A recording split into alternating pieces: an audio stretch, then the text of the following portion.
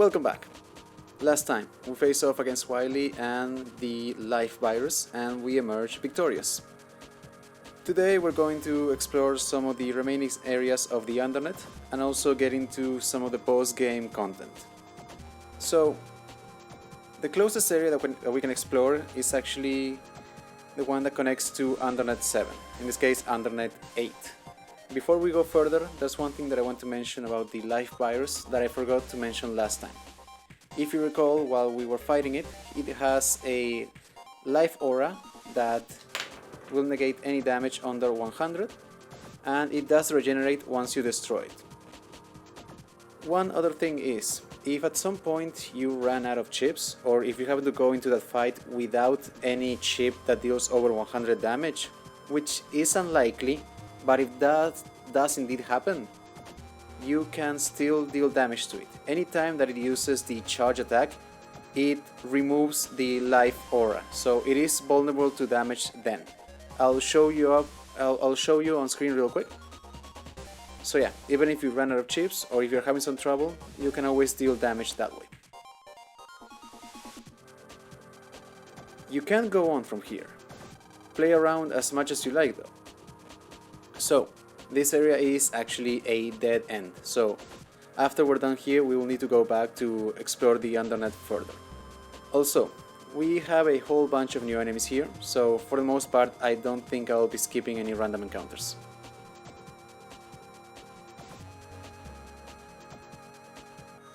And of course we do have a net merchant. Now, we could have bought anything that this net merchant has to offer before we went to the World 3 base, but I didn't feel like that was entirely necessary. However, he does of course have a bunch of HP memories, which we're going to buy. And he has 2 power-ups. Other than that, he has a few other chips, but we already have them, so I'm not going to buy them. So real quick, let's equip that. There we go.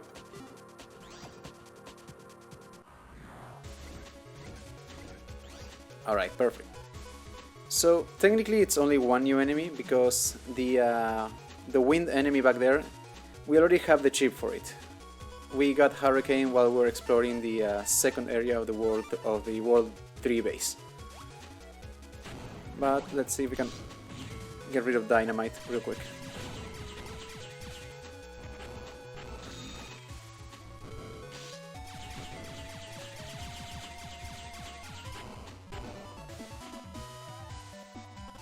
And that wasn't a particularly good performance, so of course we're not getting anything. So, I've technically already gone over Hurricane. However, now that we can actually farm the chip, we can get Hurricane G, which is the final component for a new program advance. This program advance is called Storm. It requires Typhoon G, Hurricane G, Cyclone G, and Repair G. And the way it works is that you create a whole bunch of tornadoes in the enemy area, dealing 200 damage, which, I mean, it's okay. It's a bit of a shame that it doesn't deal more damage, because Cyclone can in theory deal 240, so in that way it is inferior. But it's okay. Moving on, we have the final Dynamite chip, Dynamite 2. It is of course slightly stronger than Dynamite 1, but weaker than Dynamite 3. Also, when you place the grenade, the visor goes in an horizontal direction, so it's a bit easier to deal damage with it than Dynamite 3, though I would still say that Dynamite 1 is the best.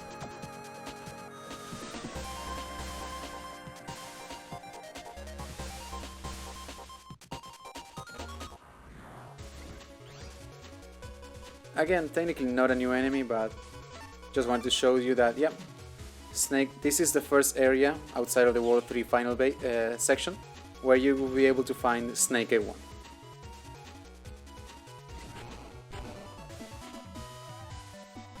And look at that, we actually got it.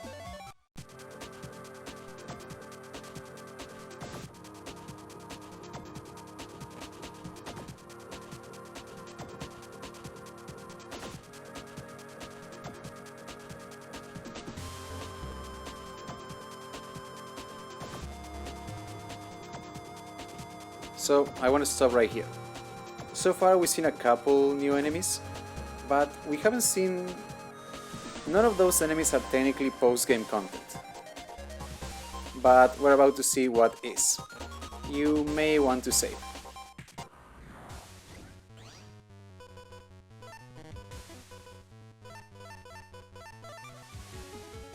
So, our first post-game boss is Pharaoh.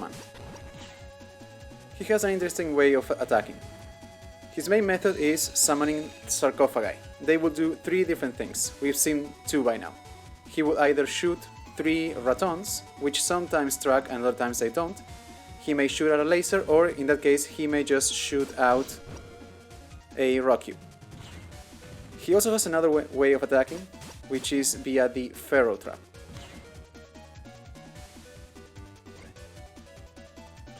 So, other than that, he, similar to Colorman, only moves in the back column going up and down. Unlike Colorman though, he is technically levitating, so if you use Quake to destroy the panels, he can still move around freely. Now, Pharaoh Trap is very easy to avoid, all you have to do is not step on the button, but I'm going to show you what it does, because there are 3 different effects that you can get from it, and I want to see if I can show you all 3. It doesn't really matter if I take him out right away, because this is the first fight, so I am guaranteed to get his Navi chip. And yeah, that's one. So in typical temple trap fashion, we get some snakes and I guess some fire.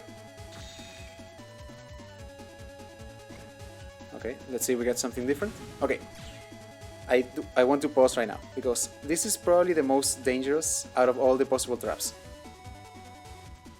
That small statue will create a poison effect on your side of the screen. It will very quickly chip away at your health. You can destroy it, and luckily it doesn't take too much damage to do so. I'm going to let it do its effect for a couple seconds just to show you how fast it is.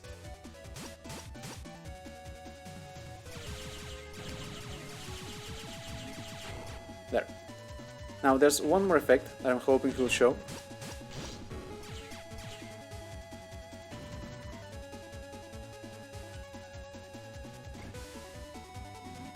And of course.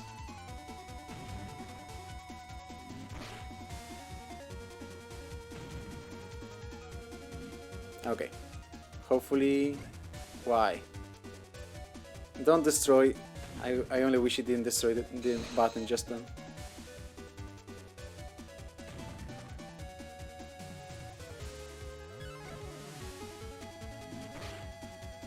It didn't actually count. Come on. I'm actually giving you a chance to win. Come on.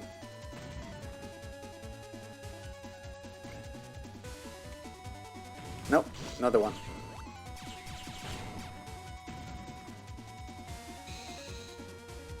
Okay, I'll try this one. If it's not the final effect, I'll just show you the effect later. It is not. And I didn't mean to do that.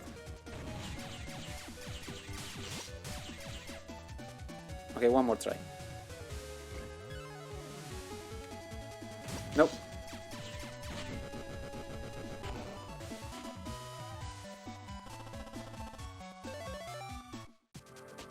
Alright, so let's talk about Pharaoh. There are actually 2 conditions for him to actually appear. The first one is of course completing the game. The other one is that Mega Man must be at a level of at the very least 70. We're well over that, above that, so no problem there. So, as to the chips that you get from it, of course we just got Pharaoh 1. The way it works is he will summon 3 sarcophagi, they will each do a beam attack in each of the different rows, so it's a completely unavoidable attack. Pharaoh 1 deals 100 damage, which it's okay, it's non-elemental damage, keep in mind. Pharaoh 2 deals 120 damage, so slightly stronger, still I would say nothing special. And Pharaoh 3 deals 140 damage. So it's not bad, but for a post-game Navi chip, it's a bit underwhelming. To give you an example, Eggman 3 deals 150 and it is elemental damage, meaning that you get a chance to deal double that.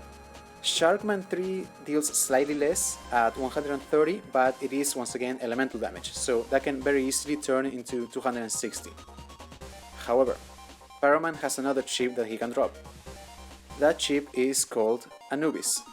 It pretty much creates the same effect as the poison trap. You summon the small statue that will create a poison effect on the enemy side of the screen. It is incredibly useful, it chips away the enemy health very quickly, but of course it can be destroyed, so keep that in mind. Other than that, I'll show you the final effect from Pharaoh Trap. Basically the way it works is you get like a shot by a bunch of arrows. Again, like typical traps you would see in a temple in action movies. Other than that, right behind Pharaoh Man we have the final mystery data. The only blue mystery data in this area, which is Night Sword B. So we already had Night Sword, but we didn't have the code B. In fact, we're very close to completing that program advance I mentioned a couple episodes ago, my favorite one. We're only missing one component. Okay, so we still have a few new enemies in this area, so I'm going to run around a bit and see if we can actually find them.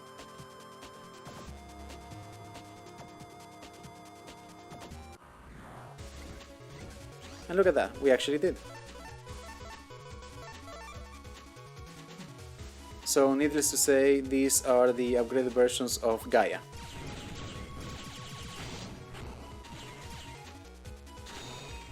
Wow, I actually didn't think that would deal 100 damage. Alright, so the cheat that you get from that enemy is Gaia 2. It is a stronger version of Gaia. It deals 130 damage, so quite useful. It can also drop Iron Body, but we've already gone over that one.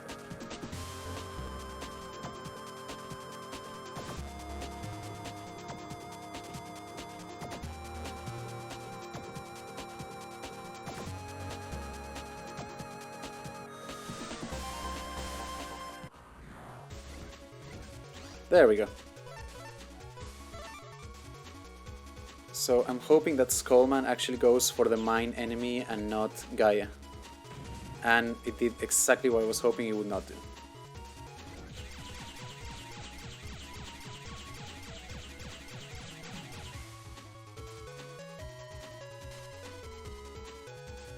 That's fine.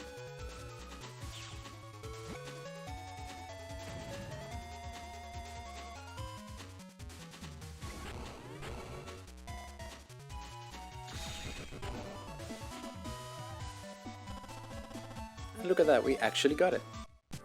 So that is the final new chip for this area. So Mine 3, it is of course stronger than Mine 2, it deals a pretty big amount of damage, so it's okay. One thing that I don't know if I mentioned previously when talking about the Mine chip is that you can place multiples. But yeah, we are done with Undernet 8. Now, in order to continue exploring, we actually need to head back to, I believe it was Undernet 6, because from there we can go into Undernet 9. So let's quickly make our way there.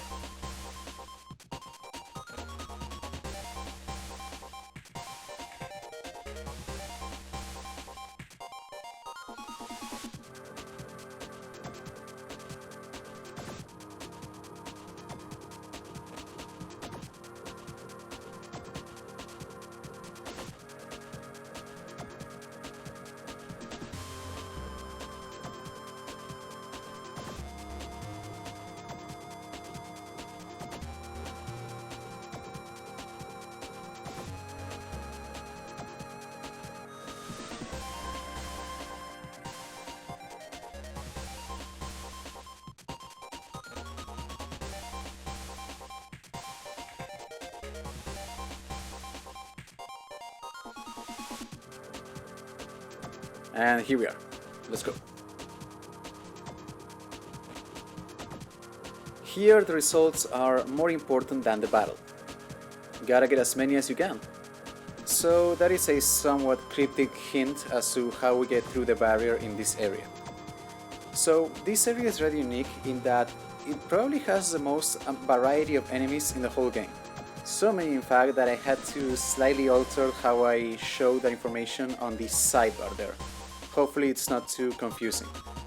So we have a ton of old enemies and one new one. Also, the condition to open the barrier is that you need to get 10 chips from fighting here. It doesn't have to be 10 different chips, it can be 10 repeats of the same chip. All you have to do is end 10 fights with a chip drop, and that's it. So as I mentioned, we have a bunch of repeating fights, so I'm going to skip those. I will show the fight for the new enemy if we happen to run into him.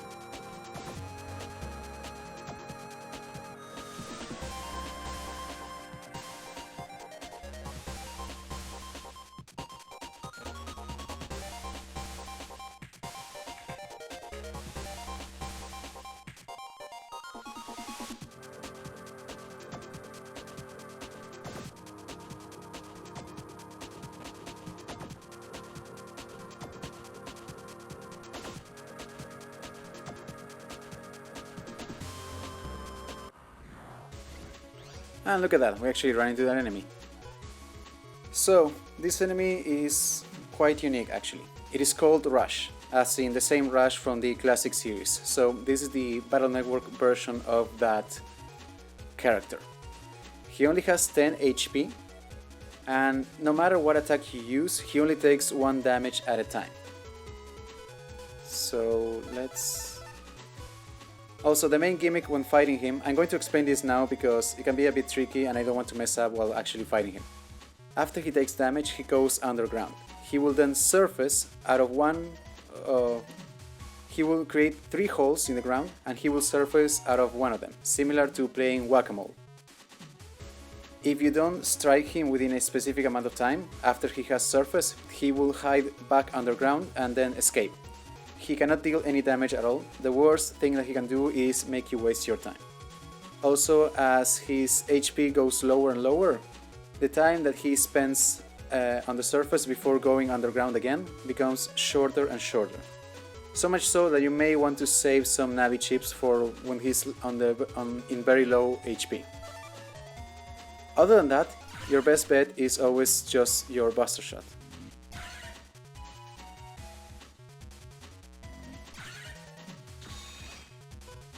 I was really hoping that I would get a couple more Navi chips, but I guess not. Hopefully in the last turn I actually get at least 2 or 3 Skullmans. You can always try to use some Navi chips that are other chips that have better range, such as Big Bomb, but you may have to take into account how long it takes for the animation to actually go through. Okay, 2 should do it.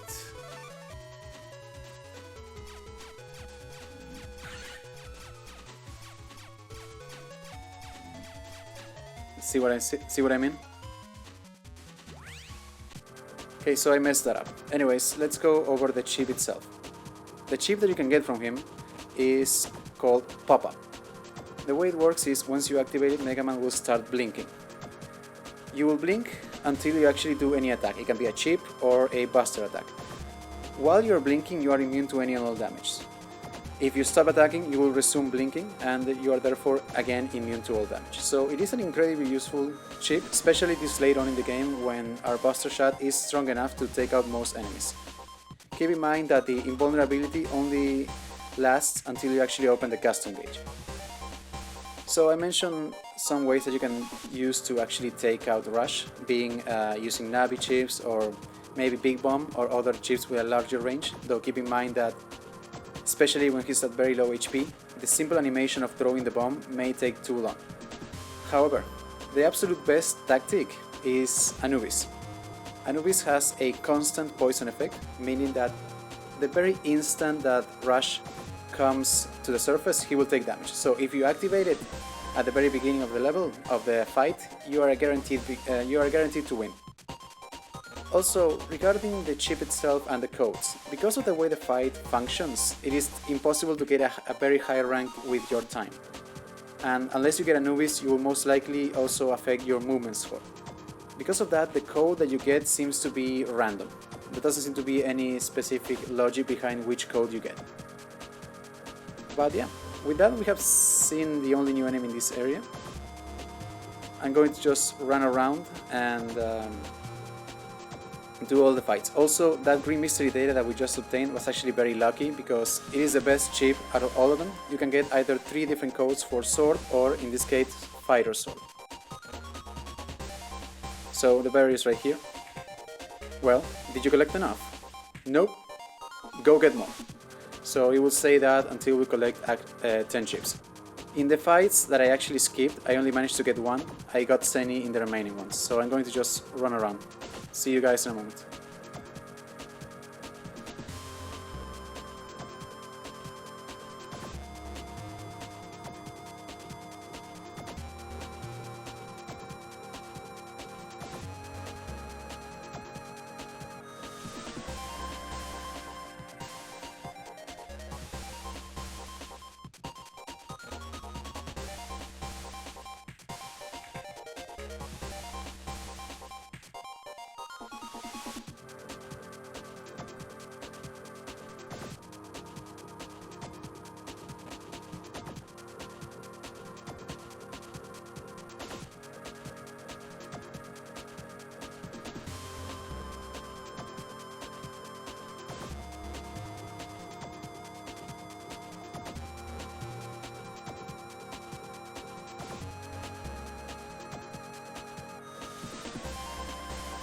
Okay, I believe that should be the final one. Looks like you have. You may pass. Okay, finally. So, that's 2 areas down, and I think that's enough for now. We faced the first post-game boss, and we got a couple new chips. Next time we'll continue exploring the internet. Thank you for watching.